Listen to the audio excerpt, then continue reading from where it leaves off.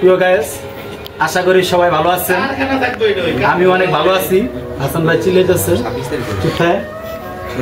তো আমি একটা প্রশ্ন করব আমিনুল ভাইকে, দেখি সে প্রশ্নের উত্তরটা দিতে পারে কিনা।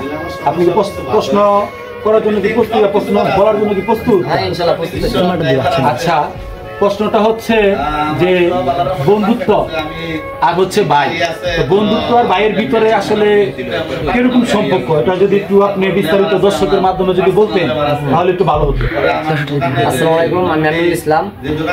আসলে দর্শকের উদ্দেশ্যে একটা কথা বলবার চাই যে মনে করেন বন্ধুর সম্পর্ক হলো হীরার সমতুল্য, আর ভাইয়ের সম্পর্ক হলো স্বর্ণের মতো। এটা বিজ্ঞান আমার কেমনে?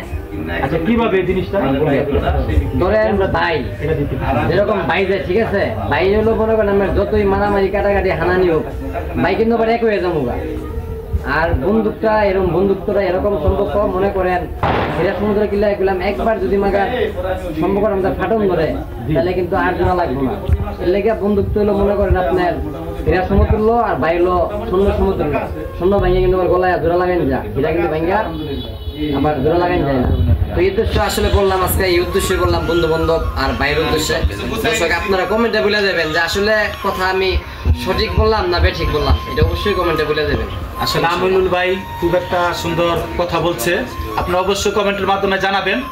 আর ভাইয়ের বাড়ি হচ্ছে ময়মনসিংহ ডিস্ট্রিক্ট, নাম হচ্ছে আমিনুল খান।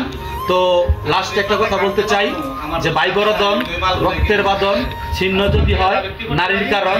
তো বন্ধু বান্ধবের সাথে কেউ বেমানি করবেন না, আর বন্ধু বান্ধবের কারো কোনো সময় ক্ষতি করবেন না। স্বার্থ ছাড়া পারলে ভালোবাসবেন, স্বার্থ দিয়ে যদি কাউকে ভালোবাসতে চান এমন বন্ধুত্ব দরকার নেই, নাকি ভাই? হ্যাঁ, ঠিক আছে। তো সবাই ভালো থাকবেন এবং সুস্থ থাকবেন। আল্লাহ হাফেজ।